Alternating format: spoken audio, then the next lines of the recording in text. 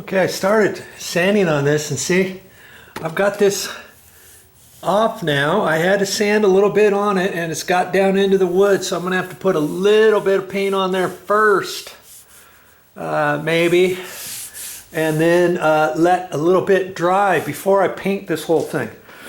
And obviously, like I said, before you paint it, you want to sand it. And initially what I did is I took this paddle sander, and this is for sanding sheetrock and stuff, and I had all kinds of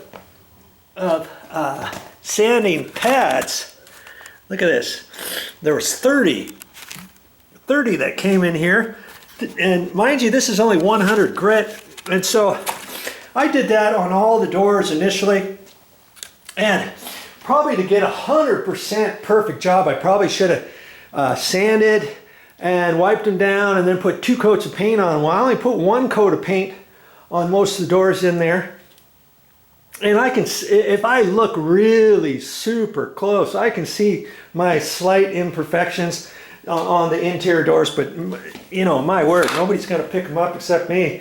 But this time, like I said, I've got to lightly sand this, and I went around first and I just took a little, I took a little piece of sanding paper, and I just felt around. I just felt around for any little bits, you know, that I felt needed to be slightly sanded off. I figured I might as well do that before I repaint this edge of the door. And I did that on the whole thing. And mind you, that was 100 grit. And I happen to have, I don't know where we got this. This is 150 grit. And I'm going to take a piece of this.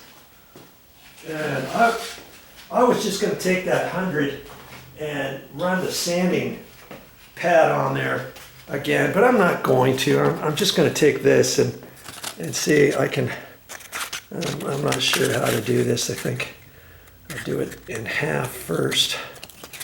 And then I can go to there and to there, like that. See, now I got 1, 2, 3, 4 pieces, and I can just use that. See, I'm gonna just do that because this stuff is a little bit finer sandpaper, and because this door is right in the entrance and in the hallway, since I'm having to get that little mark out of there, I might as well do this whole thing with 150. Now all you have to do, all I'm doing is etching the surface. I don't have to press that hard, okay? I'm not pressing that hard, and all that's doing is slightly marking the top edge so that the new paint's going to stick. And what I like to do with these types of doors, with the panel insets and stuff, I know these side pieces vertically go all the way up. These go all the way up, and then there's a piece here that goes this way. So this bit right here, I'm going to sand the other direction, just to here. Okay, that's all I'm going to do, just like that. I can feel it. Okay, now this is going to go vertical. And like I say, you don't have to press that hard. It's not like you're sanding and sanding and sanding and you want to get all the paint off. You're just etching it. Okay, I can feel that that's done its thing right there. And I told you I was going to do these panels again, this top one and the bottom one. And I like to go vertical on sanding rather than horizontal or circular or anything like that.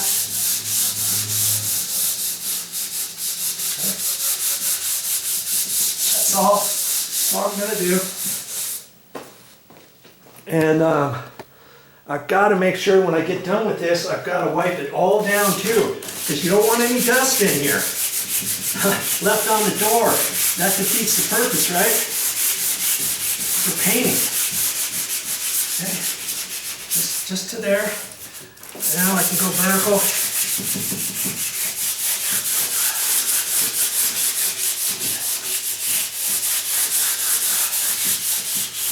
mind you, if this is an old door and you haven't painted in quite a few years, you're going to have to fill the imperfections and fill the edges and stuff. You may have to do more sanding. I'm only slightly sanding it because I already have a coat of new paint on here, and I'm going to put one more coat on there. Okay? That's all. Or else I would be sanding this more. I can't remember if I sanded. I don't think I did this one.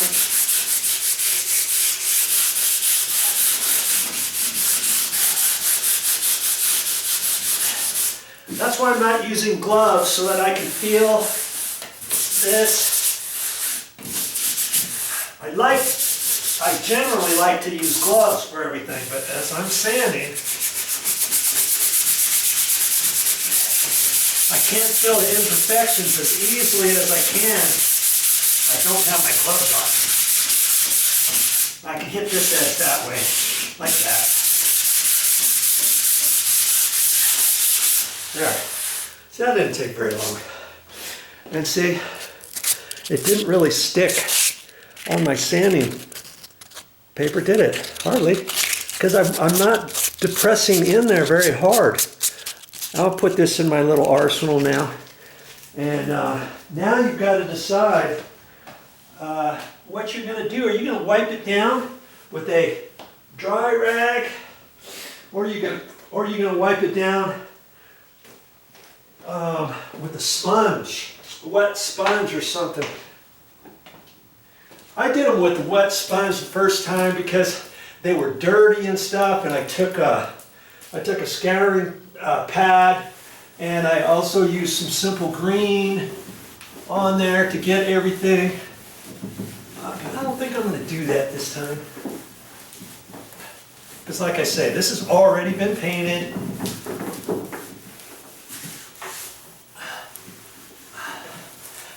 All this because of this mark. Isn't that funny? But after I started looking at this, I thought, hey, I might as well put another coat on it all the way. Then there's no stop-go marks. I was initially going to do just this vertical piece all the way down, okay? And that's it. But then I saw that this bottom panel looked a little iffy. Wasn't sure if I hit it or not, or maybe I sanded it too much the first time.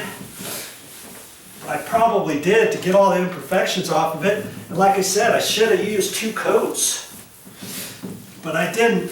I tried to go over it with one nice even coat, and I think overall I did really good on these doors with just the one coat. But you know, if you're gonna do your doors, I would kind of suggest, you want 100% good job after the first coat. You can go back over and do exactly what I'm doing now before you do the second coat. Okay? I'm just getting dust remnants off because I don't want any dust on here when I paint. Do I? This is how you can do it. You don't have to be a professional painter. I'm not a professional painter. Newsflash. I'm not a professional painter, okay? You don't have to be either. That's why I'm making these videos for you, to let you know if an average Joe can do it, of course you can do it too, okay?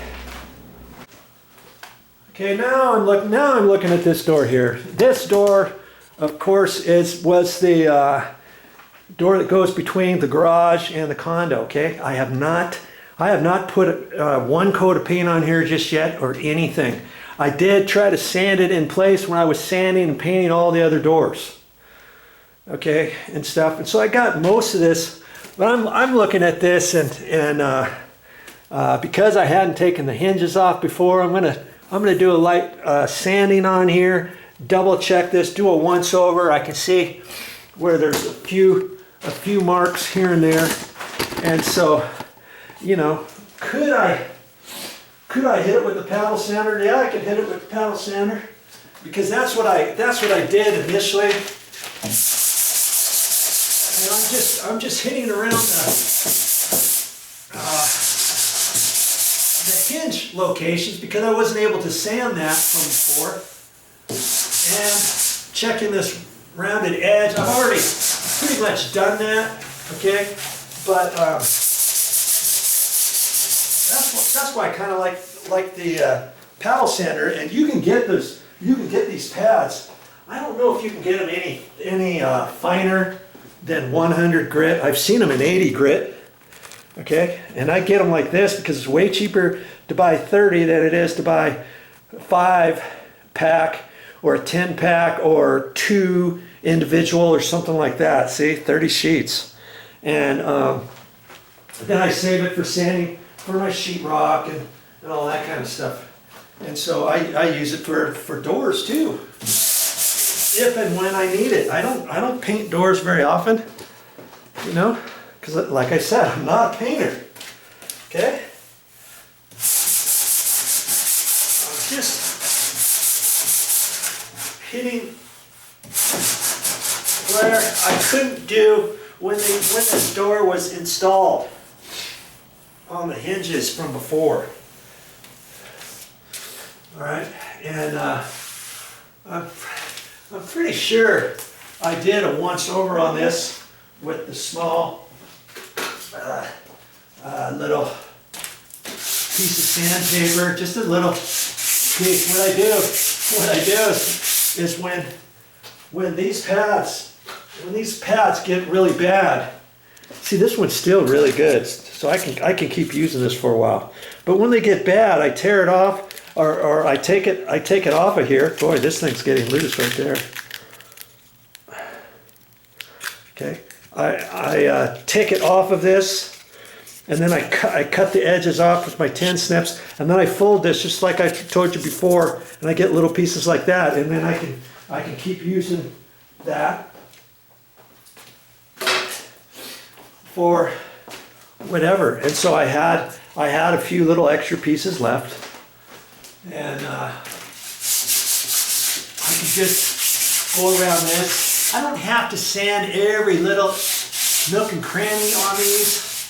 You just want to score it and do the best you can, you know, knowing that your paint, your next layer of paint needs to stick.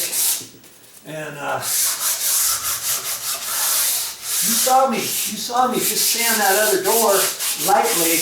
I didn't sand the interior grooves on that door, because when I get ready to paint this door again, I'm not going to paint these grooves again on this one. I've already done it one time, and they turned out really good.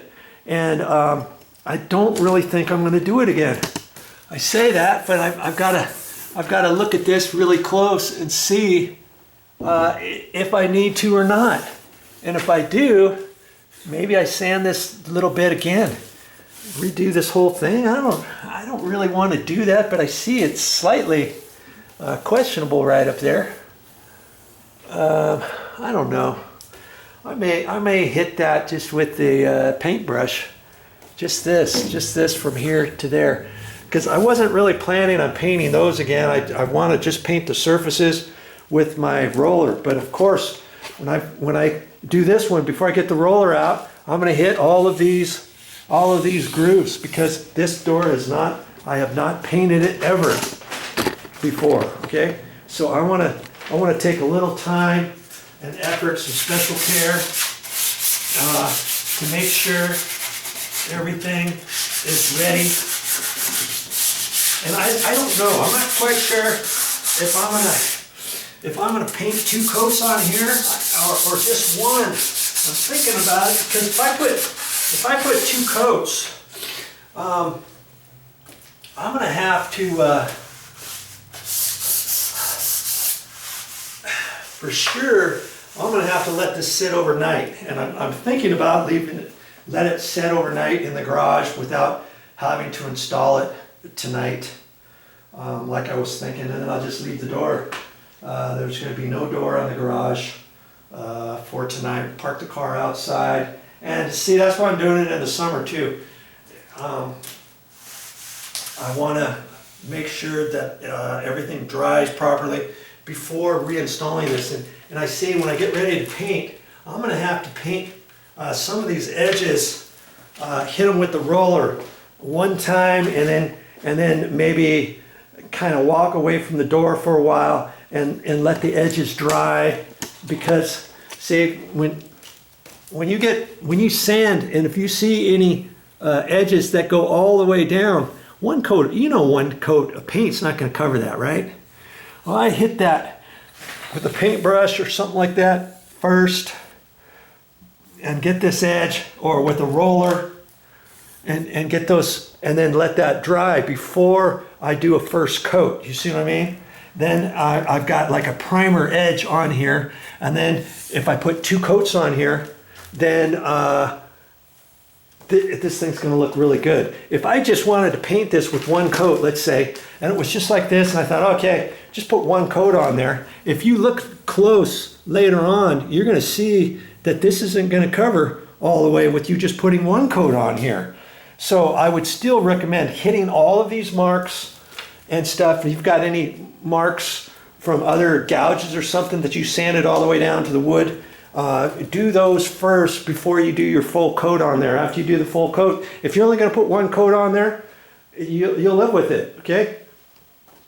But if you decide to put 2 coats, then they'll look that much better, because these are smooth. If this was that fake white wood grained doors, you know what I'm talking about, that have the lines that look like wood, I would be able to get away with doing just 1 coat on there. And like I say, all of the interior doors that I painted, I only put 1 coat on, and I did them really good. I think they actually turned out really nice. You know, if I look at them 100% really super close, I could see where there might be some marks on them or different things that hey, if I put 1 more coat on there, it would have looked that much better. But they actually don't look that bad at all with just the 1 coat. So you'll have to make up your mind. Here, we'll show you the inside of this bathroom door. See, I mean, I think they turned out really good with just the 1 coat. But you know, if I had a choice to do it all over again, would I put 2 coats on? Yeah, probably. Probably I would. Okay, so you decide. It's up to you, the average Joe, to make your doors look like a pro.